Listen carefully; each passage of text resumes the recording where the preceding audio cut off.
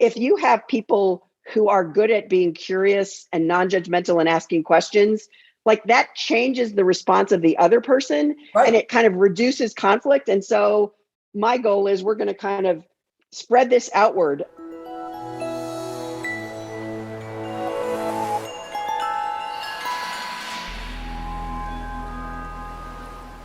You're back at the Faculty Factory podcast, and I'm Kim Skorupski, and I am looking at the smiling, happy face of my colleague and friend from the AAMC GFA, Dr. Harriet Hopf. Hi, Harriet.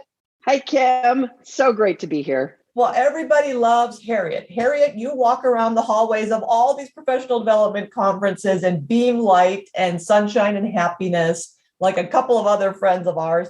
So I'm so happy that you're on the podcast today. So everyone listening, I'm going to have Dr. Hopf introduce herself and what she does. She's at the University of Utah School of Medicine. And I want to kick this off by saying, if you have any interest in coaching, being a coach, or getting coached, Dr. Hopf's going to tell you about a fantastic program and probably other stuff we're going to talk about because we're both talkers. But this super cool program at Utah it's fabulous. It's early career, mid-career, rapid response coaching. There's this whole program. If you Google this at the University of Utah, you can see wonderful tools. They've got it set up so beautifully. Here at Hopkins, of course, like in many of your institutions, coaching is becoming a thing more and more and more. And we were just on a call at Hopkins talking about our coaching programs and how to develop it and how to roll it out. And I sent this link of Harriet's to our friends, and everybody's like, what? This is amazing. This is awesome. So I can't wait for you to learn all about it from Harriet. So Harriet, please tell everybody what you do at Utah, your roles, your titles, and maybe the evolution kind of, because there are kind of two groups of people who listen to Faculty Factory: leaders in faculty affairs and faculty development, and faculty members. So I think we all like to hear the stories briefly, kind of walk us through how you got to be the leader you are. And then let's get into this coaching stuff. That's really cool. Okay, Kim. Well, I'm an anesthesiologist, and I've held senior leadership roles in the School of Medicine and also at the university level, all pretty much in faculty affairs, faculty development areas. My current focus is on leadership development for senior faculty and administrators and career development for the next generation. And I have recognized that what I like most in life is autonomy. That's my top value. And so I've gone from holding administrative roles where I'm a little hemmed in by, somebody else's agenda, to really trying to grassroots build my own work that makes me happy. So since May, I've been the director of faculty development and mentoring in my department, where I'm trying to build sort of how to engage people in their work, reduce burnout, and increase promotion by making people understand what the work is that they want to do that will make them happy and not burned out, and then help them align it to the department and institution. And then I'm the co-director of the Utah Coaching and Advancement Network, or UCAN, kind of like that little acronym. And it's developed organically over the last few years. And I need to give a shout out to Tony Tsai, who is my co-director and who is an MBA who works in Wendy Hobson-Rohr's Office of Health Education. She's the Associate Vice President for Health Education, and really where our faculty development programs live. And so working with some other fabulous faculty members at the School of Medicine, and you can learn all about this because I just found out this morning, we have an Ignite session at the GFA on our coaching program. Woo-hoo! With 3 of the faculty members who helped really drive it from its inception. So the program's been around for about 4 years. It's only been UCAN for about 2.5 years. And it started with an idea of, hey, coaching is really good for people. We want all of our faculty members to get coaching. We've got like 2,000 full-time faculty members in the School of Medicine. We are not going to get an external executive coach for every one of them because there's not enough money in the budget of the state of Utah to do that. So how could we build a coaching program without that? And so then the idea is, well, what if we start working on a grassroots coaching culture? What if we take people who are committed educators and mentors and give them some coaching skills and then create some structured coaching programs so we can give medical students and faculty coaching opportunities. So we're now, I'll start from like the trainee end and build up. We have Real MD, which is a coaching program for medical students. We enrolled our fourth cohort this year, so we have all of our med students enrolled. That's run by Megan Fix and Kat Anderson, who are two of our phenomenal faculty members. And medical students are assigned a coach. It's a group coaching experience. They meet quarterly and do professional identity development, kind of who am I and what do I want to accomplish? So that's the medical student side of things. And then we just enrolled this fall our fourth cohort in the early career coaching program. And in that program, we take associate professor above, again, faculty members, and it's a 6-month coaching engagement. There's an expectation of 6 meetings. We have a workbook, and you can see the workbook at the website. I'll throw you that link so you can put it in, or you have that link. I have it. And folks, just let me pause. It's Coaching and Advancement Network, UCAN, at University of Utah. You can Google it, comes up. Yeah, but Perfect. I'll put the link. But go ahead. So we have this workbook, and we have a kickoff meeting where we kind of introduce the idea of coaching. We put the pairs together so that they can, it's been really interesting. We've actually done one kickoff virtually, and then this year we were able to do it in person, which was really exciting. And let them do that sort of beginning, setting a coaching agreement together. And then they go off and they meet once a month and they kind of work through this professional identity. Who am I? What do I want to do? It's aimed at people at 1 to 7 years into their career. And oftentimes their questions are, okay, I've taken on all these things. How can I get rid of some stuff? How can I kind of define what I want to do rather than what other people tell me to do? Who am I and where do I want to go in my career? Then we just enrolled our second cohort this fall of the mid-career coaching program. And that is aimed at faculty who are sort of 7 to 15 years in and who are trying to answer questions like, what's my next step? What leadership role do I want? How do I pivot to a new space in my career? And that is just a 3 to 4 month engagement. Again, we have an in-person kickoff, and then there's 3 or 4 workbook guided, like, what is it that I want to do? How am I going to do it? How am I going to commit to doing it? Are kind of the 3 sections. And then the rapid response coaching we rolled out during COVID as sort of a, hey, if COVID has disrupted your life, give us a call, we can do some coaching. We usually have around 6 to 10, as many as 12 to 14 faculty enrolled in each cohort. So we're not getting to 2,000 people next year, but we're building our network. We have about 35 coaches in our program. So then I want to talk about the last thing we do, which is how do we give people coaching skills? Yeah. So we have monthly workshops in order to maximize people's ability to participate. We have them on a Tuesday, Wednesday, and Thursday from 10 to 11 a.m. It's the same workshop 3 times. We get somewhere between, like 5 and 20 people at each workshop. And in the fall, we did a 5-month coaching skills, like just what are the coaching skills series. This spring, we're doing what are mentoring skills and how can you use coaching skills in mentoring program. That's what our workshops are focused on this spring.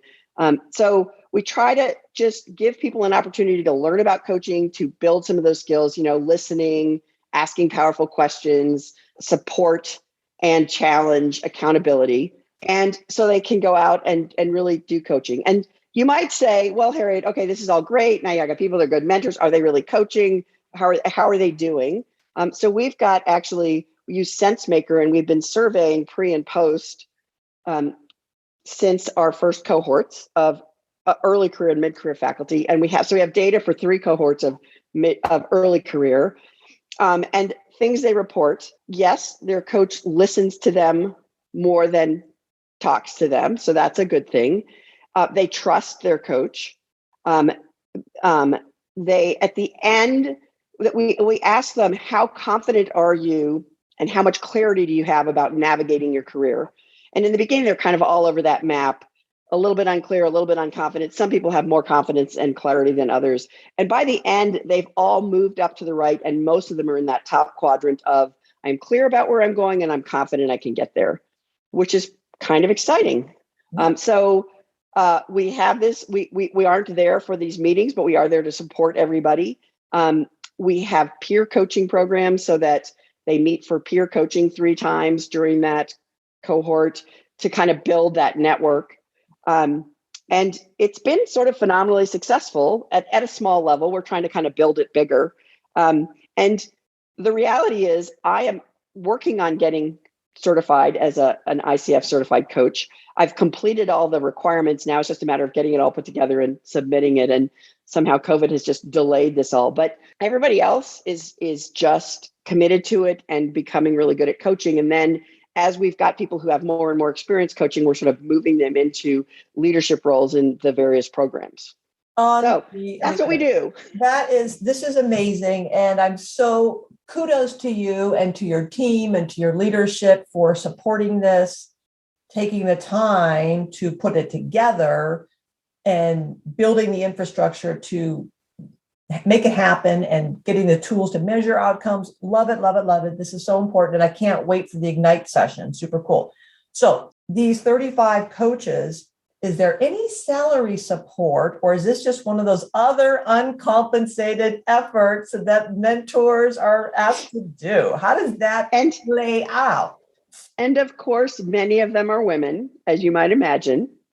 So the answer is, our goal was we build this and we gain support. Wendy Hobson-Rohr is extremely supportive, and she, in March of 2020, in her budget, she included a small stipend for coaches and some FTE support for me. Tony is really full-time in her office anyway.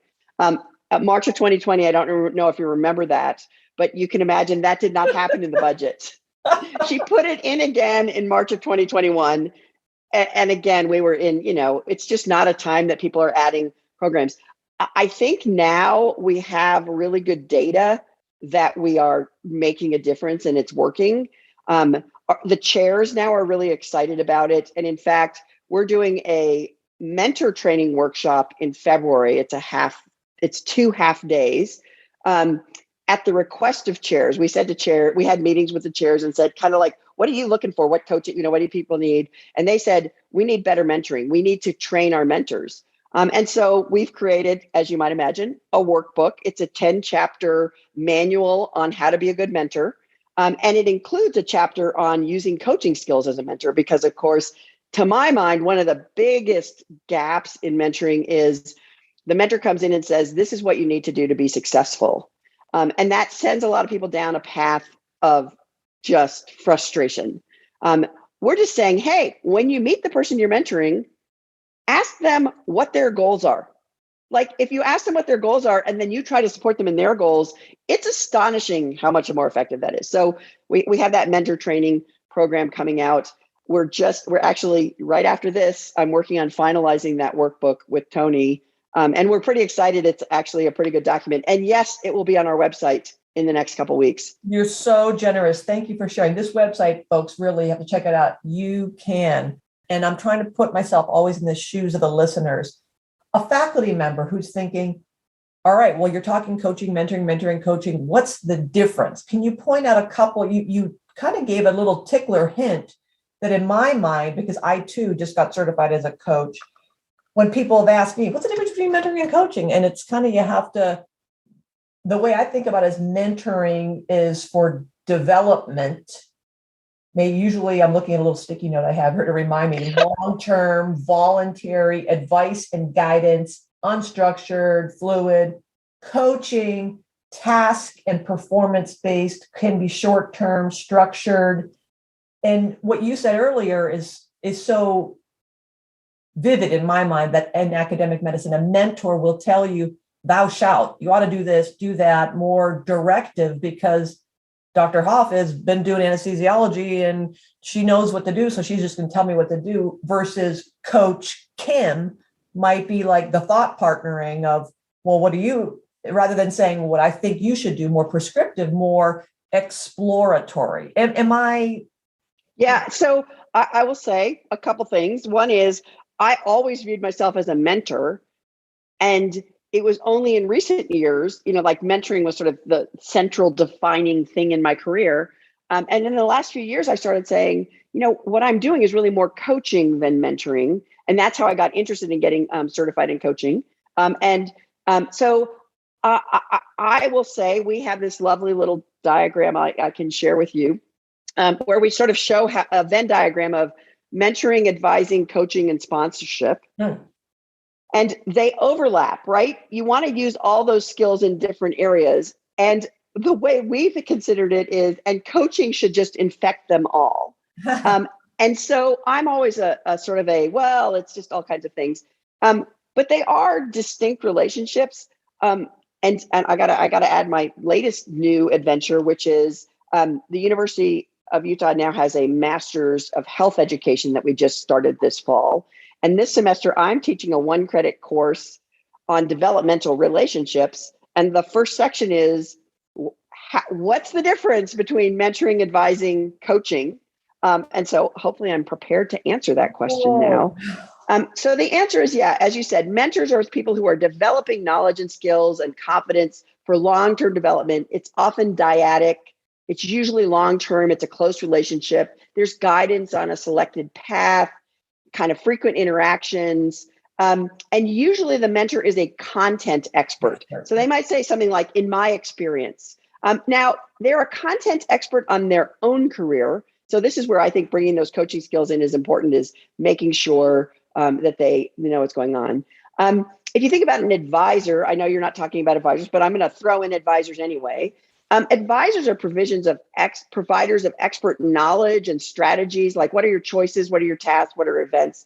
It's usually a dyad. It's time limited. It might be just one meeting, or it might be a handful of meetings. Like I have a new advisee who's a fourth-year medical student or third-year medical student trying to figure out what fourth-year rotation to do, right? Like, and I go, but I will say, so you should do this, right? That's what you say. I will say, I'm going to give him guidance on his choices in his path selection, but I'm going to start out with the question of, what are your goals, right? I'm going to be a coach first, and then I'll be an advisor. And so that's one of the things. The coach is someone who helps people develop insight, identity, clarity, confidence, and usually for shorter term goals in development, like, what am I working on this year? Again, it's usually a dyad, but there are coaching groups. It's definitely time limited. There's some specific goal of the interaction.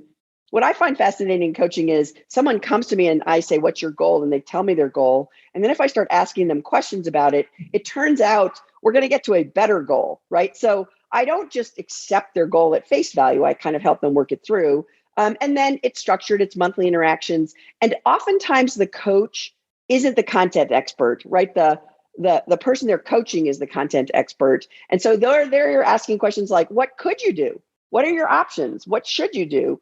So that they kind of think it through.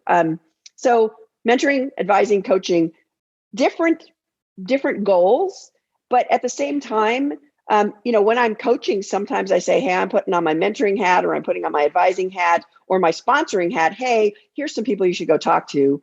When I'm mentoring, I often kind of put on a coaching hat as a way to figure out what they want.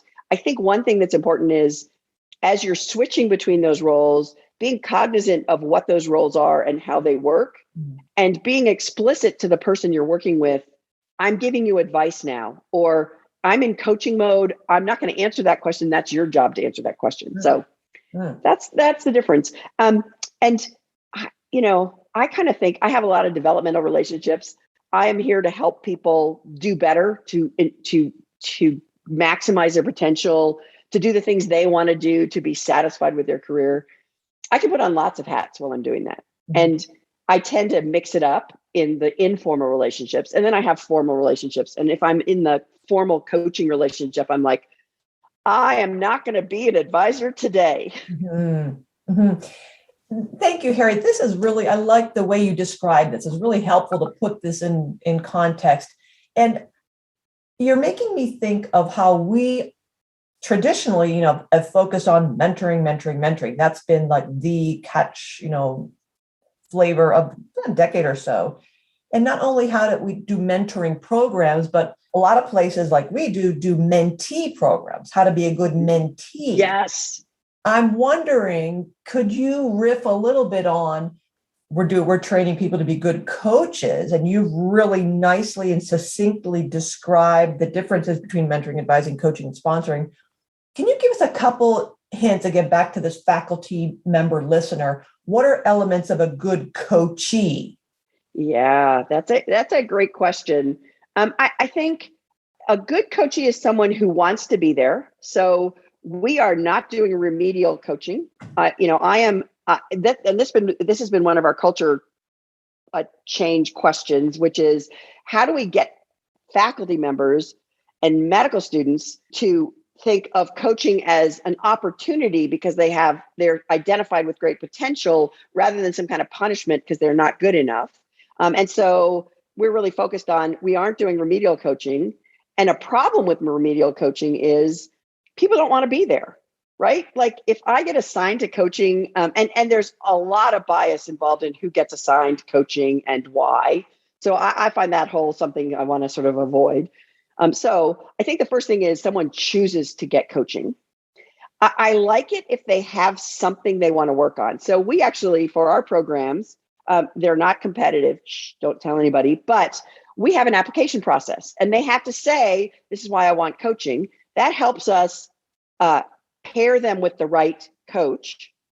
And it also helps us sort of understand what it is they want to do. And it makes them think about, why am I asking for this coaching? What is it that I want to work on? So I want the person who's being coached to understand why they're there, to have some sense of their goals, to be able to express what their values are. Now, I spend a lot of time working with people, exploring what their goals and values are, because, in our med school system, we select for people who are rule followers, who like to check boxes. We select for people who match their goals and values with what people are telling them they should be. And so sometimes it's peeling back these layers of, no, really, what do you want? Not what does that guy want? And then I expect that they will be prepared and have done reflection ahead of time. And then that after our coaching session, they're going to go work on it. We do not expect coaches to send a follow-up. I usually send a follow-up. The coaches I've worked with usually send a follow-up that kind of goes, here's the things we discussed. Here's some stuff you can read. I like to give people assignments. Here's one of my favorite assignments I gave. I was coaching someone and who was kind of overwhelmed by things. And I said, okay, we're working on saying no. So your assignment this week is to, when you get an email asking you to do something, send a response that says, I'm not going to do that. No, I can't do that. And you do not have to explain it. Do not spend a lot of time on it. Just send that email. And they were like, what? Okay, I'll try that. So like 3 days later, I get a text that says, I just said no. I feel so powerful. I can't believe how great that feels. Why haven't I been doing that? I'm going to do that more often. So it was kind of great. It was like a little, so I'm not giving assignments that are like, Write an essay. A lot of work. I'm giving assignments that are just challenge yourself, do something new. So I think, people I like to work with when I'm coaching them are people who come in, I'm curious, they're curious, they're willing to be honest, they're willing to be vulnerable, they're willing to share. We talk a lot about how do you develop trust and how do you share your own vulnerability so that they will share with you. So I think those are things that make a good coachee. I love it. That is just excellent. I'm recalling Catherine Morrison, JD. We use her for negotiation. She is, and she says for asking and learning to negotiate, her exercise is go to a restaurant and order something off of the menu. And people are like, what? She's like, no, literally say, well, if you look at the menu and see what they have ingredients, practice saying, I would like parboiled, blah, blah, blah, blah, blah. And have them say, well, it's not on the menu. I know it's not, but I would like that. Can your chef make that? So of course, within reason, but that's something that's kind of scary. Like who does that? But what's the worst thing to say? What are they going to do? Like pick you up by your shirt coat, throw you out the front door? Of course not. They're going to say, no, I'm sorry, we can't do that. But you practice negotiating, asking for things you normally wouldn't ask for. And I'm thinking of you're saying no. I'm thinking, my gosh, evoke our inner toddler self. Just no. Run around saying no, no, no, no, no. No is a complete sentence. Exactly. But it's and I have to say, polite. Yes, but you can say it politely. And I will say, I love the power of a positive no. by William Ury, which says, if you know your yes, it's easier to say no. And so one of the ideas of these coaching engagements is we help people find their yes. And once you have your yes, you can just go, no, I'm not doing that. It does not feed what I'm trying to accomplish. It's just a distractor for me. And it really frees people to be able to do that. Yeah. I think. Sorry, go ahead. You think what? Oh, no. Yeah. So that the powerful yes. The other thing is you brought up practice. I just want to highlight the practice thing. So practicing is a big part of our program. So in our coaching workshops, we do coaching set, like you've done the coach training. We do the round robin coaching on like, hey, what's something you're working on? And then we just practice coaching and give feedback because I think that's such a great thing. But we also encourage people to incorporate practice into their coaching. So I oftentimes have someone who says, oh, I've got an interview coming up. I've got this big meeting this afternoon and I'm a little worried about how it's going to go. So I go, well, let's practice. Yeah. All right. I'm interviewing you. I am your boss and you're meeting with me this afternoon. So go ahead. And I'm really good at being dismissive and rude and not helpful and asking hard questions. So it really prepares people. And then they actually have the interview and they're like, they were such nice people. I don't know what happened there. But so I think this idea of practice, I give people opportunities to practice behaviors that they want to incorporate. Those are my assignments. Yeah. So you feel like you've been there before, that it's not necessarily comfortable, but like, oh yeah, I've been here. We've gone through this. I've been in this situation before. I know what I can say. Now I have to figure out now what logistically I can't help but think if you're doing 6, 10, 12, 14 people per, that they are loving this. They're finding such incredible value and growth and insight and community building that I can envision a lot of your faculty members going, wah, I don't want this to end. I want to re-up or do this some more, or I got to wait till 2,000 people go through this before I can get back on the list again. What? So logistically, as we're trying to plow through and offer this incredible resource to our faculty members, how do we maintain the momentum of those who've done it and gain and derive such value and seen the impact and they want to level up? How do you keep that going? So I think we have a couple ways that we keep it going. The first is in our mentor training and our coach training skills workshops, we always have a session on ending the relationship. So what happens at the end? How do you transition to the next? And most of our coaches do end up maintaining some kind of relationship. Like, I'm going to check in with you once a quarter. Okay, we've just finished this intensive 6 months. The reality is one reason we don't have an overwhelming supply of people, I think, is it's a commitment, right? You're going to do 6 months and it's a lot of work and it's, there's a lot of emotion and stuff. So, so you don't want to jump right back in and get coached again. You need to because really the result of that coaching engagement, it's all the next year or two when it blossoms, right? That's when people are like, okay, I'm going to do these things. And things in academic medicine take more than a week to become something, right? Like, so they're doing these things. And so we encourage people to at least stay in contact, not in that formal way, but maybe have coffee together once in a while. Or one of my coachees now sits behind me at volleyball matches. So we see each other there and can catch up, right? There's lots of ways that you can stay connected without that intensity of the coaching relationship. The peer coaching component is something we hope creates a network where they can continue to kind of support each other. Yes. I will say an important thing, because it's internal, we specifically assign people to a coach who is outside their department. The reason for that is, inside the department, there's conflict of interest and you're going to be running into each other in all sorts of other contexts where it could be awkward. So we have someone outside the department. So that both allows a little better separation at the end and also gives the person really a network, social capital, a sponsor for the future. I've had coachees who contacted me and said, hey, I'm applying for this. Could you write me a letter or could I practice my interview? Right. So there are asks that they can do. So I think those are two things to kind of continue it after.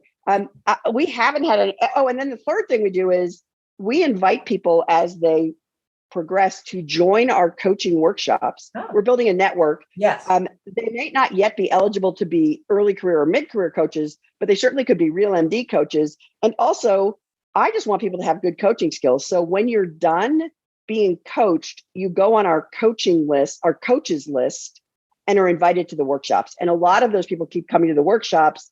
And I think that kind of maintains the connection and also helps them continue to build those things they've been working on. Yeah, and it builds a culture of we are a community, we are an institution that values this kind of inquiry and invitation for truth and curiosity, that we do this as part of our language. This is who we are. This is our culture. This is our blueprint for living, is that we value mentoring and coaching and advising. And how do we do that? Not only by these programs, but the continuous cycle and loop of incorporating everything in everything we do, so that when people use language in everyday meetings and business, you say, that's a coaching question. So it becomes natural, but that's how we are. So that's what I also love about your programming, is that it's really, you can see how it embeds in how, all right, Utah, this is a culture that embraces my development and hit on all these different levels. So again, and you have finished coach training, or you're right? Yeah, College of Executive Coaching. Yeah, just finished it. Oh, cool. And so you've heard about coaching culture. So I'm a big fan of coaching culture. The articles I read about coaching culture says it's a top-down thing. It's got to start at the top. And I think our leadership is great, but our idea is it's a grassroots thing. We're going to just, I feel like it's infectious. If there are so many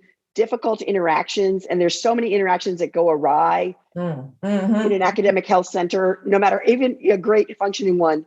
If you have people who are good at being curious and non-judgmental and asking questions, like that changes the response of the other person, right, and it kind of reduces conflict. And so my goal is we're going to kind of spread this outward a little bit at a time, but it's gonna spread, and people are going to kind of go, oh, that was a great interaction. How did that work? Or not even notice it, but just be more functional. So we are building a coaching culture from the grassroots up. Love it. And you can see how these elements or obviously are in our educational curricula, in our patient encounters, in the lab, in the clinics, in the administrative meetings, all that, just that, how you put that so nicely, minimizes, lowers the barriers of defensiveness and suspicion that people are looking to pounce versus I'm just curious. But rather than saying, well, why did you do that? Can you tell me more about that? Just that subtle change kind of lowers the temperature. So I think it's just it's kind of an obvious thing, but if it's so obvious, how come we're not doing it? But it's hard. It is. But you're doing it. And I'm just so excited by your programming. And more so why I value, you coming on and everybody coming on the podcast, Faculty Factory, is, my gosh, we're not alone out here. As you're thinking about these things at your own institutions, in your own life, please don't, your time is so valuable. Look at the best practices, look what's already out there, and don't waste the time. Let's build on each other's work and really just take it to the, just maximize it, is what I'm trying to say. Is I hear so many people going, we need to build this, we need to build that. I'm like, no, we don't. That's already done. Let's go look at what's already done and tweak it a bit, but there are some great models out there, and yours is amazing. So I'm so happy that you've spent some time with us, Harriet. And I just want to say that just reminded me, one of the things that we are highly aware of is there's lots of little coaching programs throughout the university and the health campus. And so we have started, our goal is to do everything as a health campus and not just a School of Medicine program. This has been School of Medicine to begin because it was kind of the expertise we had and we needed it to be small. Now we're connected with people in all the colleges, sort of going, how could we grow this? And they have programs of their own. How can we kind of intersect? We actually have a staff member who's a coach who we're now kind of collaborating with and thinking about, she wants to do a staff coaching program, but also could she coach in our program? And I'm like, yeah, because she's a certified coach. So this is exciting. So I think that kind of taking the programs that already exist and incorporating them and working with them is such an important idea for being successful. Well, you're right. In our Office of Wellbeing, which is a joint collaborative effort between the School of Medicine, School of Nursing, and School of Public Health. Our Chief Wellness Officer, Dr. Lee Doherty-Biddison, was one of the people I shared your program with. It's that same mentality of like, this is not in an isolation. You can't just do this here. It has to be system-wide. Yeah, exactly. And it's interesting because our programs are career focused, right? We're career mentoring, career development, career coaching. That's what we talk about. However, you think about well-being coaching. Well, if you are confident and clear about your direction in your career, you have a lot of sense of well-being. You are a little protected from burnout. So I see this real intersection between sort of well-being coaching and career coaching as kind of just a huge overlap.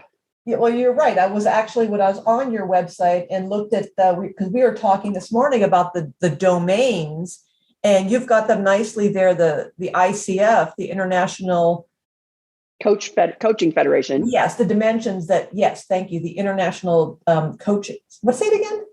International Coaching Federation. Coaching Federation.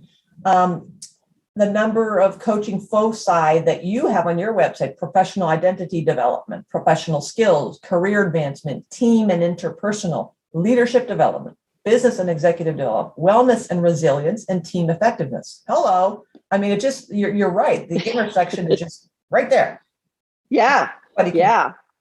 All right. Well, that was really fun. I was like, I do have things to say, but you also asked really good questions. Well, is there anything you'd like to leave with the audience before? I'll let you have the final thought. Otherwise, I will just keep talking and drag this on ad nauseum. I think, my lessons from this are there are people at your institution who are interested in this stuff. And if you can find them and work with them, that's great. The group that we have working together, we have different perspectives and different strengths. So Tony's the guy who's like, you guys give me some content, I will make a workbook. I am never making a workbook personally, but I'm really good at adding content. So I think finding the people that you can work together with to do these things. And also, I just really think waiting for someone to tell you to start a program, waiting for the dean to say, we need a coaching program and it needs to be grasped, that's never going to happen. I think the key is see a need, find people who are interested in filling the need. Yeah, it's uncompensated and I struggle with that, but I just, as I said, autonomy is my value. And then just seeing what comes of it. And, when it's valuable, I am fortunate to be in a place that the value is recognized. Amen. I love it. Love, love, love it. Dr. Harriet Hopf, you've been great. Thank you so much for being on the Faculty Factory podcast. Everybody else, tell your friends, come to facultyfactory.org. You can be on the podcast as well. Harriet, I really, really appreciate you. Thank you so much. Thank you, Kim. This was just so much fun. Thanks for tuning in to Faculty Factory Podcast. The mission of the Faculty Factory is to build and support a community of leaders in faculty development who share tools, resources, wisdom, and encouragement in service to our faculty members, schools, and institutions. We encourage you to go to facultyfactory.org to find out more, get in touch with me, ask me any questions. Maybe you want to be interviewed on the podcast. Thanks for tuning in to Faculty Factory Podcast. We'll see you next time. The Faculty Factory podcast and website is sponsored by the Johns Hopkins University School of Medicine Office of Faculty. For more information, visit facultyfactory.org.